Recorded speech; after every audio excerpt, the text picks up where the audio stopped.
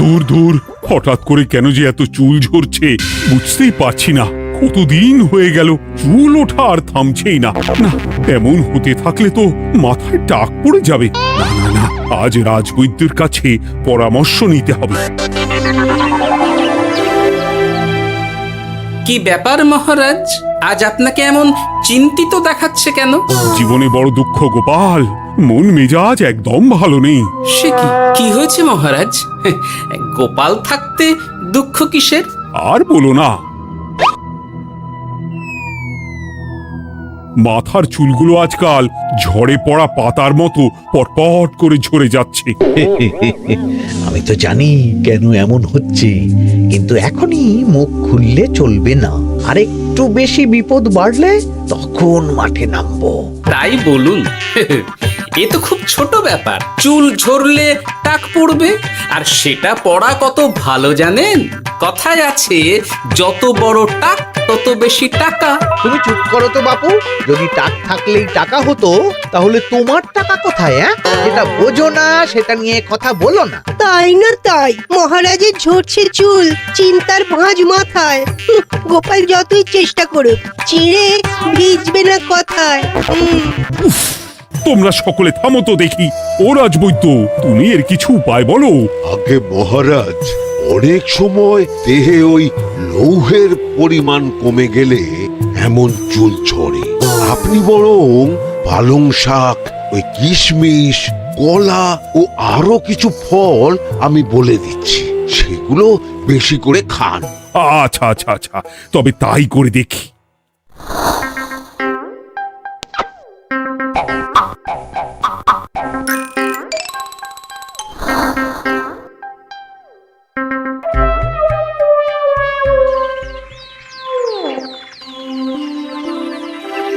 ও রাজবৈদ্য, তোমার কথা মতো শাক পাতা ফলমূল সবই তো খেলাম, চুল ঝরা বন্ধ তো হলোই না। তো জানতামই এমন হবে। কিন্তু মহারাজ, এমনটা তো হওয়ার কথা নয়। কিন্তু হচ্ছে তো। আরে আমার সাধে চুল, কোথায় চলে গেলি সব? এর জন্য তুমি দায়ী। তুমি এর জন্য শাস্তি পাবে বৈদ্য। আমাকে আমাকে ক্ষমা করে দিন মহারাজ, এমনটা হবে এ তো আমি ভাবতেই পারিনি। কিছু মনে করবেন না মহারাজ, ছোট মুখে বড় কথা বলছি। কিন্তু সত্যি এখানে রাজবৈদ্যর কোনো দোষ নেই। ওকে শাস্তি দেওয়াটা ঠিক হবে না মহারাজ। দেখেছেন মহারাজ, গোপালের সাহসটা দেখেছেন? আপনার মুখের উপর কথা বলছে।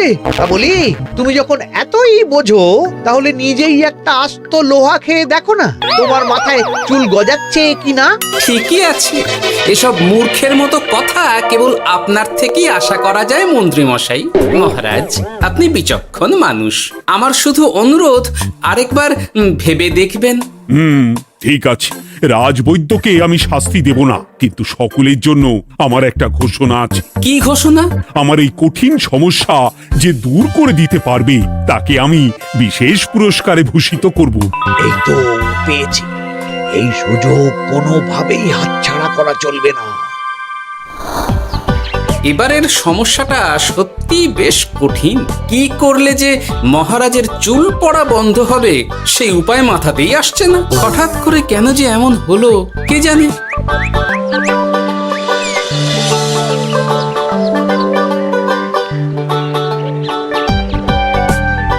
ও মা, তুমি এসে গেছো? একটু বসো, আমি তেলটা মেখেই হাত ধুয়ে খাবারটা বাড়ছি। হ্যাঁ, সে ঠিক আছে, কিন্তু তুমি কিসের তেল মাখছো এটা? কি আবার মাথার চুলের তেল? এখানেও চুল, ওদিকে মহারাজেরও চুল ঝরে পড়া নিয়ে আমরা সবাই হিমশিম খাচ্ছি গিন্নি। আরে, মহারাজের অত সুন্দর কালো চুলগুলো ঝরে যাচ্ছে, এ তো ভারী দুঃখের কথা। সে আর বলতে। ওই জন্যেই তো আমি বাবা মাথায় এই জড়িবুটি তেল মাখি। এতে চুলের গোড়া শক্ত করে, চুলকে ভালো রাখে, নতুন চুল গজায় সব। হ্যাঁ। কি কি বললে? নতুন চুলও গজায়? সত্যি? হ্যাঁ। বাহ, তাহলে আর চিন্তা কি। আমাকে এই তেলটা একটু দিতে পারবে গিন্নি? মহারাজকে দিয়ে আসি। উনি বলেছেন যে ওনার সমস্যা দূর করতে পারবে তাকে উনি পুরস্কার দেবেন। ওমা, এই তাই নাকি? এ তো দারুণ ব্যাপার গো। নাও নাও নাও, তেলখানা নিয়ে মহারাজকে কাল দিয়ে এসো তাহলে। আর জানিয়ে দিও, দিনে 2 বার কিন্তু তেল মাখতেই হবে। হ্যাঁ, আচ্ছা ঠিক আছে।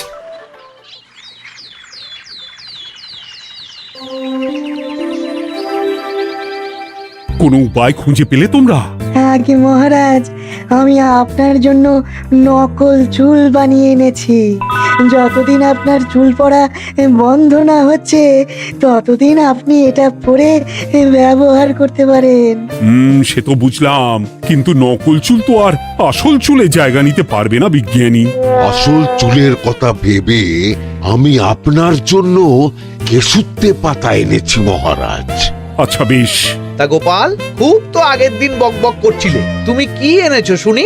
সেটা যথাসময়ে দেখতে পেয়ে যাবেন মন্ত্রী মশাই। এটা জড়িবুটি তেল মহারাজ, আমি এটা আপনার জন্য এনেছি। এতে নতুন চুল গজায় আর চুলের স্বাস্থ্যও ভালো হয়। আমার গিন্নিও ব্যবহার করে এটি, তবে দিনে 2 বার করে মাখতে হবে, তাহলেই ভালো ফল পাবেন মহারাজ। বাবা, তাহলে তুমি কেন মাখো না? আচ্ছা, আপনার সমস্যাটা ঠিক কোথায় বলুন তো মন্ত্রী মশাই? মহারাজের জন্য কিছু আনলেও কথা শোনান, না আনলেও কথা শোনান। সত্যি তো মন্ত্রী, কেন তুমি সব সময় গোপালের পিছনে পড়ে থাকো বলো তো? এরা তো তাও সবাই কিছু না কিছু আমার কথা চিন্তা করে এনেছে, তুমি তো সেটাও করনি। না আসলে মহারাজ, আমিও ভাবছিলাম আপনার কথা, কিন্তু থাক, বুঝেছি। আহ, দারুণ। তেলের গন্ধটাও খুব সুন্দর। গোপাল, তোমায় অনেক ধন্যবাদ। আশা করছি ব্যবহার করলে খুব ভালো ফল দেবে। একদম দেবেই মহারাজ। দূর বাবা, ভেবেছিলাম এক হলো আর এক। কোথা দিয়ে যে গোপালটা মাঝখান দিয়ে এসে নাক গলিয়ে ঢুকে পড়ে, খুব শক্ত পুরস্কার নেওয়ার। দেখাচ্ছি মজা।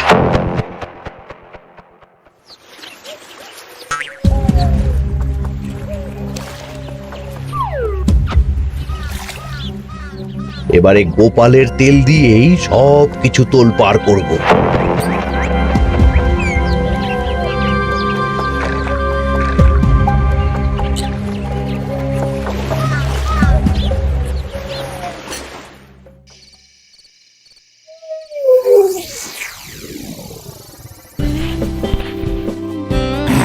ব্যাস, হয়ে গেল 2 বার মাখা।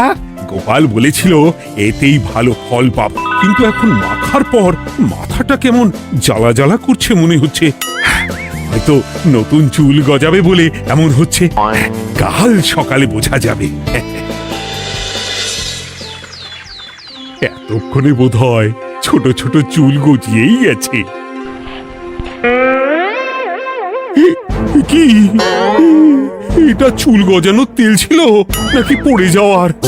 হে ভগবান, যেটুকু বাকি ছিল সেটাও ঝরে পড়ে টাক পড়েই গেল। হ্যাঁ, গোপালই হলো যত নষ্টের গোড়া। আজ আসুক সভায়।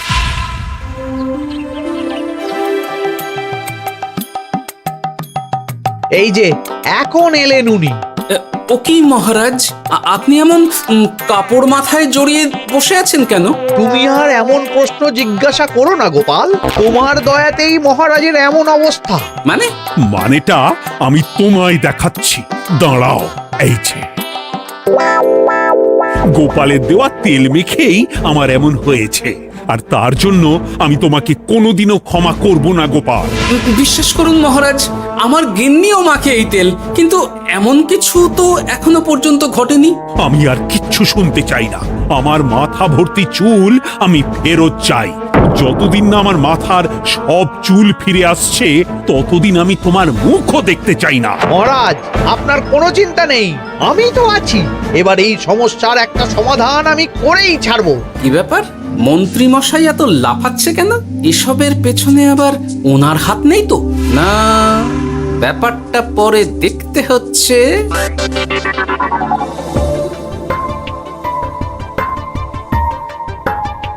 আমি বলি কি মহারাজ, এই সময়টা বরং আপনি নকল চুলটা মানে পর চুলা ব্যবহার করুন। হ্যাঁ, অগত্যা, কিছু তো একটা গন্ডগোল আছেই। গিন্নিও তো রোজ মাথায় তেল মাখে, কই এমন তো হয় না। মন্ত্রী যদি কিছু করেও থাকে তাহলেও হাতে নাতে ধরবো কিভাবে? ও কি গো গোপাল দাদু, এখন এই সময় তুমি রাজসভা ছেড়ে এখানে? তোদের দাদু আর রাজসভায় যাবে না রে? কি বলছো গো? কেন? আর কেন, বিনা দোষে এমন শাস্তি। তোমায় শাস্তি দিয়েছে, তুমি শুধু বলো কে তোমার সাথে কি করেছে, বাকিটা আমরা বুঝে নিচ্ছি। আচ্ছা বলছি, কৃষ্ণনগরের মন্ত্রী মশাইয়ের বাড়িটা কোন দিকে একটু বলতে পারবেন? কৃষ্ণনগরে নতুন নাকি? আগে তো আপনাকে কখনো দেখেছি বলে মনে পড়ছে না। হ্যাঁ, আমি এখানে থাকি না, আমি এখানে আমার কাজে এসেছি, তাই মন্ত্রী মশাইয়ের বাড়ির ঠিকানাটা যদি একটু বলে দেন। নিশ্চয়ই, এই পথ দিয়ে সোজা চলে যান, তারপর কিছুটা ডান দিকে গেলেই পেয়ে যাবেন। আচ্ছা, অনেক ধন্যবাদ। ভিন গাঁয়ের লোক মন্ত্রী মশাইয়ের বাড়িতে? ব্যাপারটা বেশ সন্দেহজনক লাগছে। এই এই গুলটে ন্যাপলা, তোরা তোরা দুজন একটু আড়াল থেকে দেখতো লোকটা মন্ত্রী মশাইয়ের বাড়িতে ঠিক কি জন্য এসেছে, তারপর আমায় খবর দিস। ঠিক আছে গোপাল দাদু। তোমার আবার এখানে আসার কি দরকার ছিল? আমি তো বলেছি যে আমি ঠিক গিয়ে তোমার পাওনা গন্ডা মিটিয়ে দেবো। মিটিয়ে দেবে? কতদিন হয়ে গেছে জানেন? দেখো, হয় আমার কীটনাশক আর সার সব ফিরিয়ে দিন, নয়তো আমার জিনিসের দাম মিটিয়ে দিন। কীটনাশক, সার আর কি করে ফেরত দেবো বলো? ও তো সব পুকুরের জলে মিশে গেছে। ওসব আমি জানি না, আমার পাওনা গন্ডা মিটিয়ে দিন, ব্যাস। চল চল, এখনই তাহলে গোপাল দাদুকে গিয়ে সব জানাই। চল চল। দাদু, ও গোপাল দাদু। তোরা এসে গেছিস? আয় আয় আয় আয় আয়। মন্ত্রী মশাইয়ের মুখ থেকে অনেক খবর পেলাম। তাই নাকি? কি শুনি? মন্ত্রী মশাই ওই লোকটার কাছ থেকে অনেক কীটনাশক সার নিয়েছে, কিন্তু এখনো জিনিসের দাম মেটায়নি। হ্যাঁ, ওই জন্যই তো মন্ত্রী মশাইয়ের উপর লোকটা খুব লেগেছিল, হুমকিও দিয়েছে 1 সপ্তাহের মধ্যে জিনিসের দাম সব মিটিয়ে দিতে হবে। তাই নাকি? কিন্তু কীটনাশক সার নিয়ে মন্ত্রী মশাই কি করবে? সেটা তো বলতে পারবো না দাদু। তবে হ্যাঁ, মন্ত্রী মশাই ওই লোকটাকে বলছিল যে ওই সব কীটনাশক সার পুকুরের জলে মিশে গেছে। কি বললি? পুকুরের জলে? আচ্ছা, এবার দুয়ে দুয়ে 4 করা গেল। অনেক ধন্যবাদ রে তোদের। বল বল, তোরা কি খাবি? কিচ্ছু লাগবে না গোপাল দাদু, তবে ভোলা বয়ের আর মিষ্টি খাওয়ালে। আচ্ছা আচ্ছা। কি করে যে মহারাজকে আসল ব্যাপারটা বোঝাই, কিছু তো একটা উপায় বের করতেই হবে। তা বলি বাবা, রাজসভায় যেতে হবে না বলে কি সারাদিন এইভাবেই শয়নে শয়নে দিন কাটাবেন বাবা? হ্যাঁ, উপায় পেয়ে গেছি। বুঝলে গিন্নি, আমাকে একটা জায়গায় যেতে হবে, বুঝলে? তারপর ওখানে যদি কাজ হয় তাহলে আগামীকাল রাজসভায় আমি যাব। কিন্তু তুমি যে বলেছিলে তোমার এখন ছুটি। হ্যাঁ, কি আর করি বলো, গুরুত্বপূর্ণ একটা কাজ, তাই যেতেই হবে। আচ্ছা যাও। কই গো বিজ্ঞানী? আরে গোপাল যে, বলো। এই যে বিজ্ঞানী, একটা বিশেষ দরকারে তোমার কাছে এলাম, বুঝলে? হ্যাঁ, বলোই না। আচ্ছা, এই দূষিত জলকে কিভাবে আবার পরিশুদ্ধ করে বলতে পারবে? কেন পারবো না? জলের মধ্যে একটু চুন আর ফটকিরি দিয়ে দিলেই জল আবার দূষণমুক্ত হয়ে যাবে। তবে ওগুলো দেওয়ার পর কিছুদিন সেই জলকে ব্যবহার করা বন্ধ রাখতে হয়। হ্যাঁ। আচ্ছা আচ্ছা, অনেক ধন্যবাদ, আসি তাহলে। হ্যাঁ,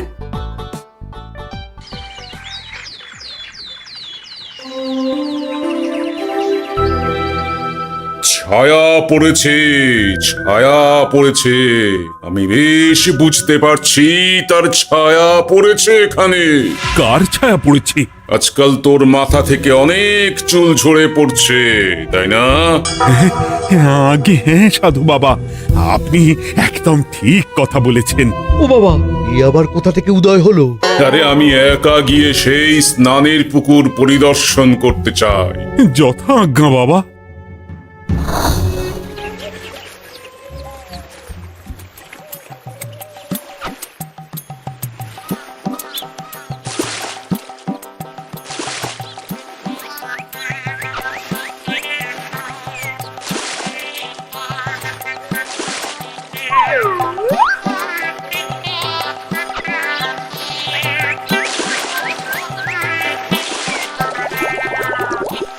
যাক বাবা, মোটামুটি সপ্তাহখানেক এভাবে থাকলেই পুকুরের জল আবার আগের মতো পরিষ্কার হয়ে যাবে।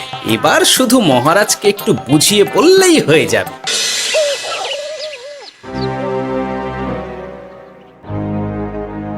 কি বুঝলেন সাধু বাবা? আমার অনুমানটাই ঠিক ছিল। পুকুরের জলে কালো ছায়া পড়েছে, কুদৃষ্টি পড়েছে, তাই এমন হচ্ছে। সে কি? কি কালো ছায়া? যত সব বাজে কথা। জল দূষণ করলাম আমি, আর দোষ পড়ছে কালো ছায়ার উপর। তাহলে এখন কি হবে? চিন্তার কোনো কারণ নেই। আমি মন্ত্রপুত ভস্য ছড়িয়ে দিয়েছি। 1 সপ্তাহ ওই পুকুরের জল স্পর্শ তো দূর, পুকুরের কাছেও যাওয়া নিষেধ। তাহলে আমার মোহরের কি হবে? যথাজ্ঞা সাধু বাবা। ও কি, তাহলে মহারাজ এতদিন স্নান করবেন কোথায়? সে কথা কাউকে চিন্তা করতে হবে না। মহারাজের ওপরে কালো ছায়া পড়া জল পড়েছে, তাই আগে সেটা শোধন করতে হবে। আমাকে তাহলে কি করতে হবে সাধু বাবা? আমার শিষ্য গোপাল আমাকে আগেই এই বিষয় জানিয়েছিল। আমি তার হাত দিয়েই তোর স্নানের জল পাঠিয়ে দেব। তাই আগামী 1 সপ্তাহ সেই জল দিয়েই তোকে স্নান করতে হবে। কি গোপাল? দেখছো তো মন্ত্রী, গোপাল আমাকে কত ভালোবাসে। আমি ওকে কত কথা শোনালাম, কিন্তু না না না না, কাল থেকেই আমি আবার গোপালকে রাজসভায় ডেকে আনবো। আমি আসছি, আমার কাজ হয়ে গেছে। আর হ্যাঁ, তোর স্নানের পুকুরের চারিদিকে প্রহরীর বন্দোবস্ত কর। কাক পক্ষীও যেন ওখানে প্রবেশ করতে না পারে। আচ্ছা বাবা, আচ্ছা।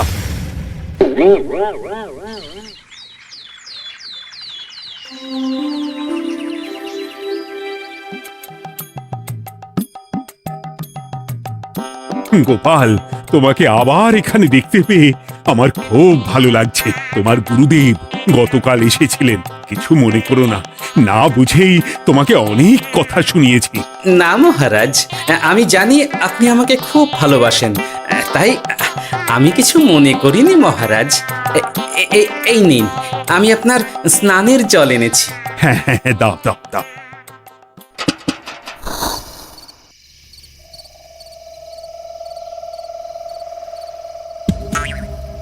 ও বাবা, পুকুরের কাছে যে গিয়ে দেখবো সে উপায় নেই। চারপাশে প্রহরীতে ভর্তি, তাহলে কি সত্যি সত্যি কালো ছায়া পড়েছে? ভালোই হলো, পাওনাদারকে বলে দেবো কীটনাশকটা জালি ছিল। হি হি।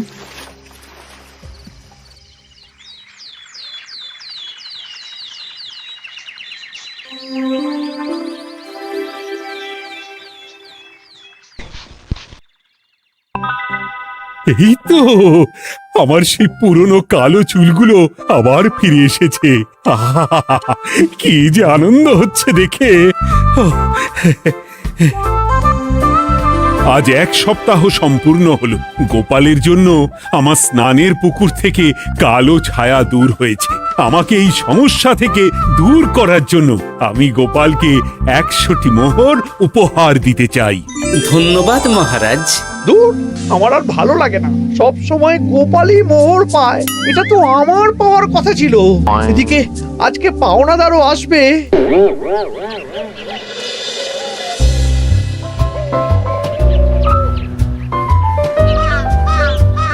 গোপাল দাদু, ওই লোকটা এসে গেছে। আচ্ছা, আসছি। এটা তো মন্ত্রীর বাড়ির দিকে রাস্তা। আমরা তাহলে ওদিকে কেন যাচ্ছি গোপাল? আপনার পুকুরের আসল রহস্যটা কি সেটা আপনি জানবেন না মহারাজ? মানে? নিজের চোখেই দেখুন, তাহলে বুঝতে পারবেন। আর একটু সময় দাও আমায় ভাই, এমনিতেও তোমার কীটনাশক কোনো কাজের নয়। কি এখন এসব কথা? আর একদিনও সময় দিতে পারছি না। একটু বোঝো, একটু। সব আমি মহারাজের পুকুরের জলে মিশিয়ে দিয়েছি। মন্ত্রী, তুমি তাহলে সেই কালো ছায়া? মহারাজ, আপনার পর্দা ফাঁস হয়ে গেছে মন্ত্রী মশাই।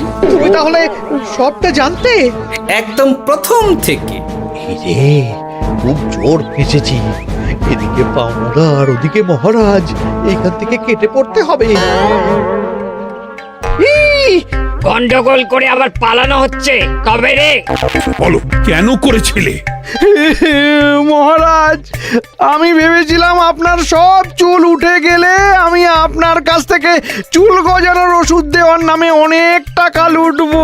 কিন্তু সেই ভাবনা ভাবনাই থেকে গেল, সেগুড়ে যে বালি হয়ে গেল। ভাবা যায় চুলের জন্য চুলো চুলি, হ্যাঁ?